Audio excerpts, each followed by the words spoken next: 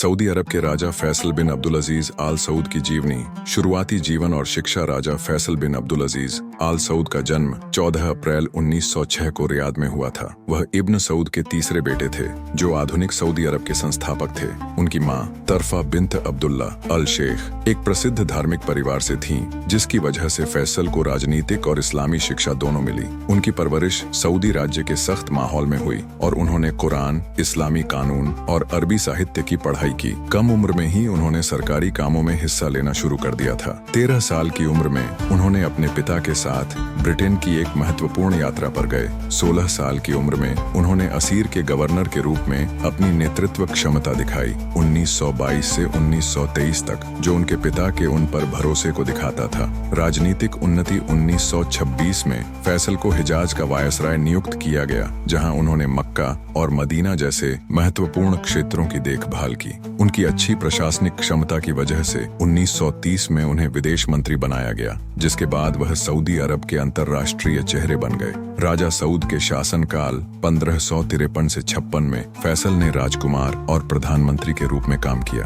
राजा सऊद की वित्तीय गलत प्रबंधन की वजह से आर्थिक संकट पैदा हो गया था और फैसल ने धीरे धीरे सरकार की बागडोर संभाल ली। 1964 में शाही परिवार के एक समझौते के बाद सऊद को हटा दिया गया और फैसल राजा बने। उन्होंने स्थिरता और सुधार को अपनी प्राथमिकता बनाया। विदेश नीति और वैश्विक प्रभाव। फैसल की विदेश नीति पैन इस्लामिक एकता और कम्युनिज्म के खिलाफ थी। वह फिलिस्तीनियों के अधिकारों के लिए आवाज उठाने वाले प्रमुख नेता थे और इजराइल का समर्थन करने वाले पश्चिमी देशों के खिलाफ थे। 1773 में उन्होंने तेल प्रतिबंध लगाकर अमेरिका और इजराइल के अन्य सहयोगियों को तेल की आपूर्ति रोक दी। इस कदम ने तेल को एक राजनीतिक हथियार के रूप में इस्तेमाल किया, जिससे वैश्विक अर्थव्यवस्था पर गहरा असर पड़ा और सऊदी अरब की वैश्विक स्थिति मजबूत हुई। उन्होंने शीत युद्ध के तनाव को संतुलित करते हुए अमेरिका के साथ संबंध बनाए रखे, साथ ही गैर संरेखित और समाजवादी देशों के साथ भी संबंध स्थापित किए। उनके नेतृत्व में 1969 में इस्लामिक सहयोग संगठन OIC की स्थापना की गई,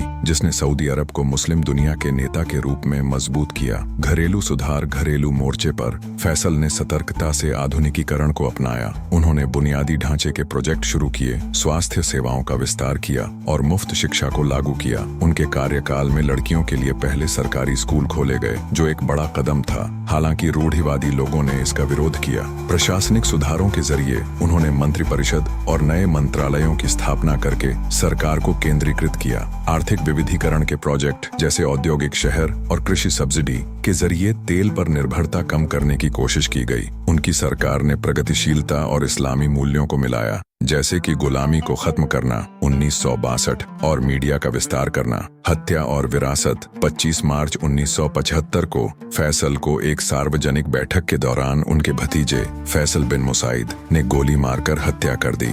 हत्यारा, जो मानसिक रूप से अस्थिर था, को जल्दी से फांसी दे दी गई। हालांकि कुछ लोगों ने साजिश के सिद्धांत दिए, लेकिन आधिकारिक जांच में मानसिक बीमारी को हत्या का कारण बताया गया। फैसल की मौत ने पूरे देश को हिला दिया और उनके बाद उनके सौतेले भाई खालिद राजा बने। फैसल की विरासत एक ऐसे नेता की है जिसने सऊदी अरब को आधुनिकता और वैश्विक संकटों से निकाला। किंग फैसल फाउंडेशन और पाकिस्तान की फैसल मस्जिद जैसे संस्थान उनके विजन को दिखाते हैं। 1974 में उन्हें टाइम पत्रिका ने मैन ऑफ द ईयर घोषित किया, जो उनके वैश्विक प्रभाव को दिखाता था। उनकी राजनयिक और आर्थिक रणनीतियों ने सऊदी समृद्धि की नींव रखी। फैसल को उनकी धार्मिकता, सादगी और रणनीतिक सोच के लिए याद किया जाता है और वह 20वीं सदी के अरब इतिहास के एक महान नेता हैं।